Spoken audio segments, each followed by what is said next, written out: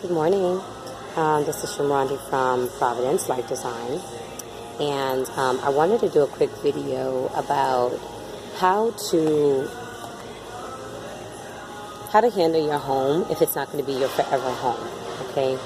Now, I want to paint a few scenarios, and one of them is if it's an inherited property and you're looking to sell, you're looking to resell it, or you're looking to rent it. Okay. I'm definitely going to do a video about this in the future, but I'm going to collaborate with an actual real estate, with a real estate salesperson, so they can give us solid information at that moment for the market at that time. Okay. But overall, this is just a general overall and how you need to consider things from a design perspective. All right. So when you are when you are speccing out surfaces, because most people are not staging a house when they're selling it. Most, okay? Some are. But when most people are speccing out a house for repairs and for renovations and things like that with the intention of selling it, something that is glaring is such a glaring truth, and I know that I've touched upon this before, and that is to not spec out a house for hard surfaces based upon your own personal style. Okay?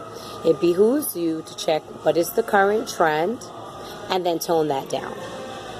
If the current trend is going a little left field, and the current trend is saying that people want, green cabinets, which many people do, you are not going to go that way, okay? The only reason such strong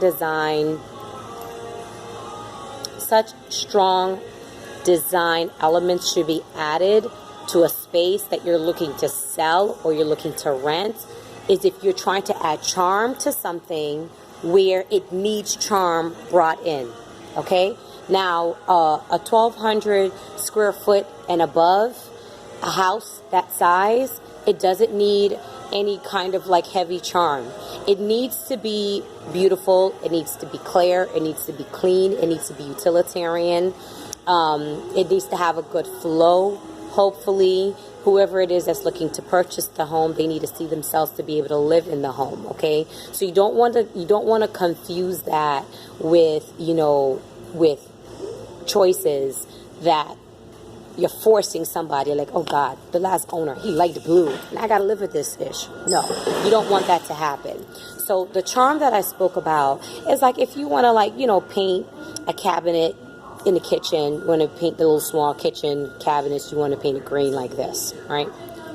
You're going to do that in a mini house.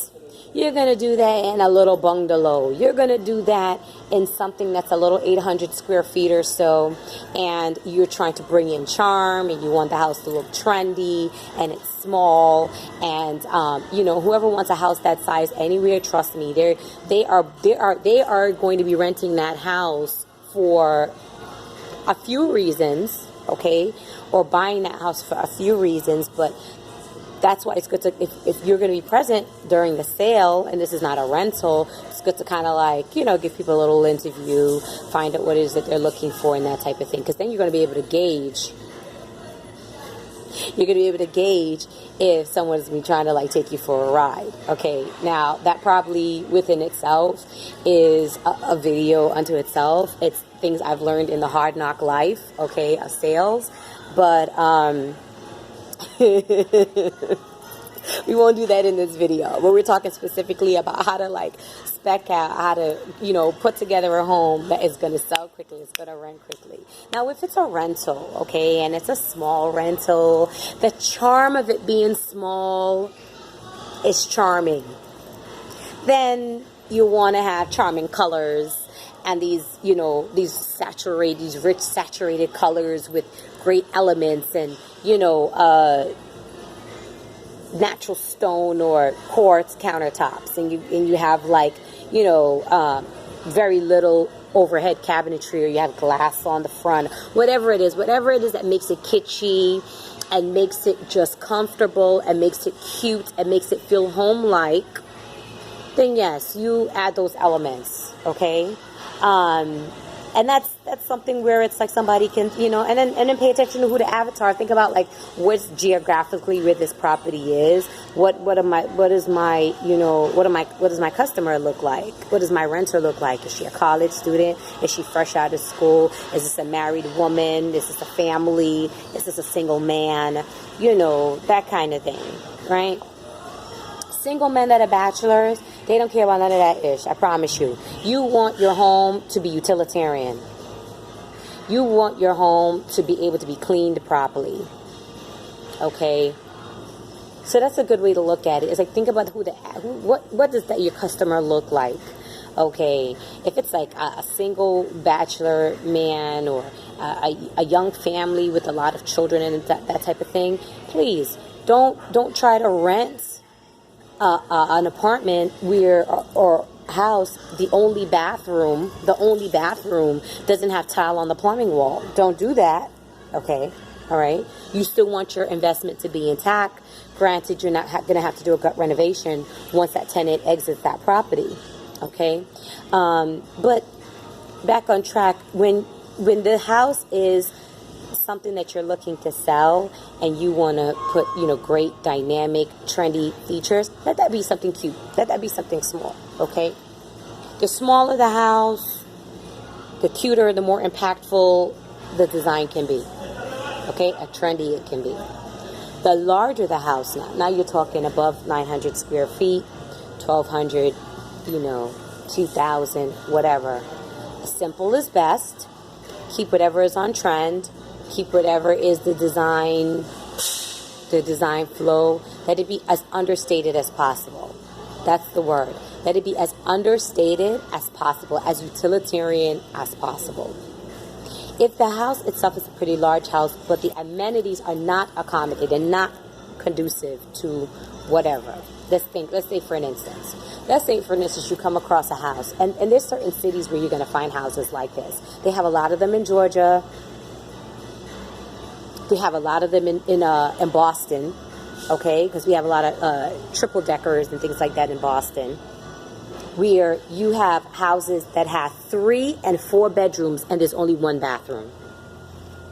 Especially if the bathroom is small. Now, we're not talking about like a house per se, an apartment. Let's say it's a house, okay? Because apartments, renters are at a different kind of mercy than home buyers, okay? So if it is a house, a self-standing house, it's on a concrete slab, whatever, it's gonna be like an investment to reconfigure the whole property. All right. Then you run the chance of not having to really put too much into, the bathroom and things like that. If it is a chance that your neighborhood, the neighborhood that you're selling the property in is on the cusp of god-awful word, gentrification, dare we say that, okay, and the people that are coming in, they're strictly real estate investment people. Like, I'm coming into this neighborhood, this house is not up to my standards. You have to think about what does your buyers look like. Go to other people's open houses, okay? And if you feel like your buyer is going to be someone that's coming to demolish things, like nothing is going to be good enough for them, please, if you need to repair the home to make it up to standard and up to code for the sake of selling it, then just get it. Just the cheapest, brightest, widest, least decorative surfaces, okay? Cheapest, least decorative surfaces, all right? Because it is not going to make sense for you to want to buy tile for a bathroom per se, for all the walls in the bathroom. Okay, say you're tiling the walls and you're buying it at $5 a square foot, and they're coming to gut everything. No. Try your best always to stay under $2 a square foot. Always. Okay? And, research, see if there's something that's very clean, any kind of modern design that is going to be like really, cost efficient, and stick to that.